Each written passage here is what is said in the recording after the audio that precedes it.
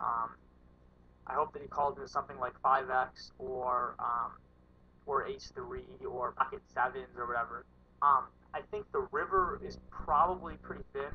I think I'm going to go for a little value bets. This is probably too thin. He's going to say that this is way too thin.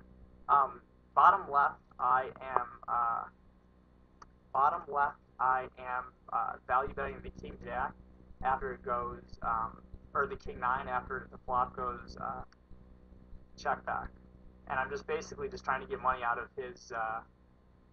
I'm basically just trying to get money out of his ace x hands that were doing good. I'm not really sure what I should be betting here. I'm trying to think if there's any merit to an overbet.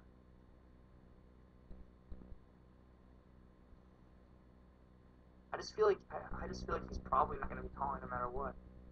Um, I guess I'm just going to bet 500, and he's just going to call me with ace x numbers at the time. And I'm not really sure. He just doesn't. I mean, he doesn't really think I ever barrel him here because he has ace x quite a bit.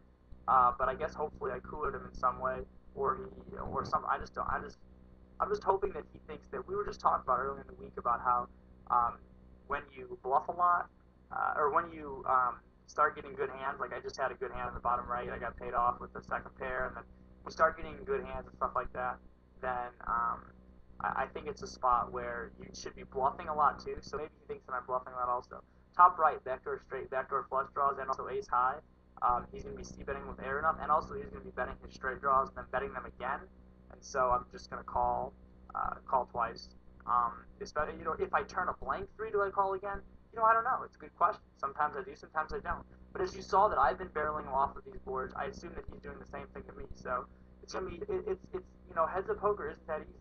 I'm hoping that in some way this video has gotten you guys better because I think we're going to be done relatively soon. I realized that I got off to a rough start. There's a lot of exciting stuff going on at Lego, and I'm really excited to get back home. Man, I really want to call this so fucking bad. The top right. I want to call so bad.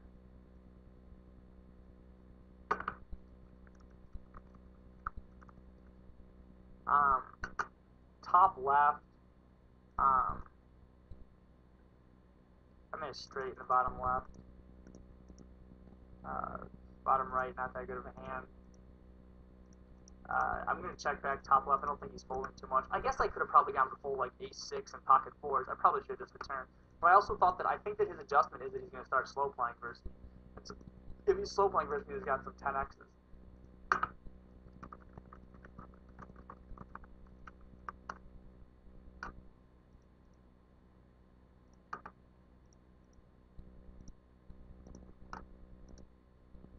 Alright, anyways, bottom left, I just missed. I could check his bluff this flop, but I'm not going to mess with it this deep.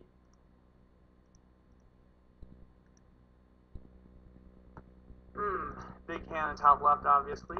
Alright, we'll continue. But anyways, like I said, we were talking about how when you have a card rush and you're getting a lot of good hands, then you need to also be bluffing a lot. That's kind of a cool thing to mention. And the reason behind it is that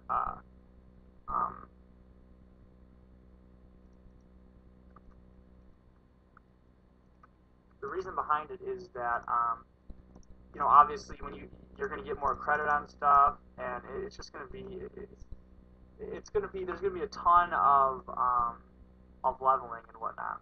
There's going to be a ton of shit that goes into it. Bottom left, I see bet because I think the board's too wet to pot control, and I think that he'll call with some jack X, and I also think that he'll call with just some generally weaker hands.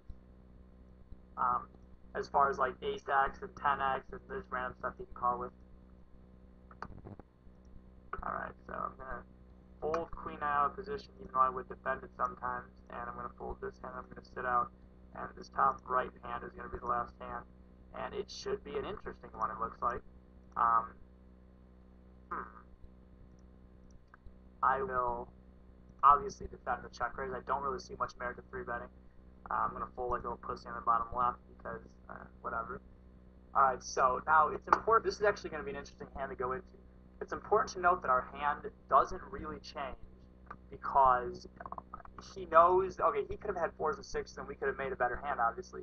But I realized that my hand is still sort of like, if he check raises here, I realize that I still have a bluff catcher.